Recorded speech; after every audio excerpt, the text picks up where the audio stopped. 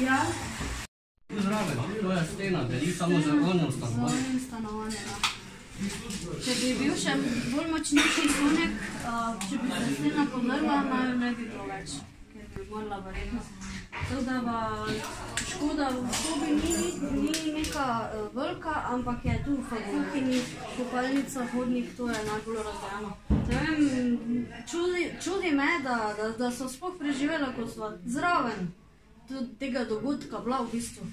No, je v bistvu, ko smo spala, je samo goril v zrak. Ja. Kako je bilo to? Kakšni so, kaj so se kaj? To se kar ne da opisati. Nekaj sem samo bil v zraki, vrate letele, to smo bila pa trenutki tu, pogledamo vse, pa dol pol bloka spred.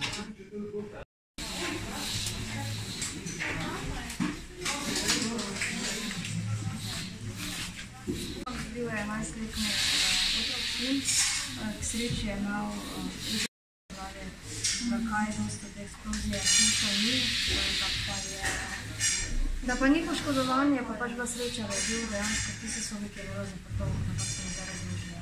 Ker je druga okna pa bila odprta in je posledično zaradi tega ravno palica. In kaj imate v bistvu uničeno vse? Uničeno imamo v bistvu vse, vsaka stvar, ki je bila v bistvu v stanovanju, je nekoliko poškodovana.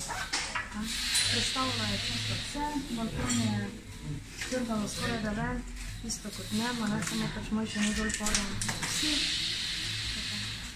Sin je pa bil v tej sobi, to se pravi, ta soba so mi zdaj razložili, da smo imeli srečo, da je imel srečo, da je bilo zaprto okno in je šlo mimo tega prostora in priprta vrata. To se pravi, je oplazila samo tista vrata, so rahlo poškodovana in premaknjene stvari, odprti predali, ampak... Čisto val, udarni val pa je šel tukaj skozi? Šel je skozi, zato ker je to okno bilo odprto na kip in je tudi bilo v spalnici okno odprto na kip, to se pravi, iskala je izhod.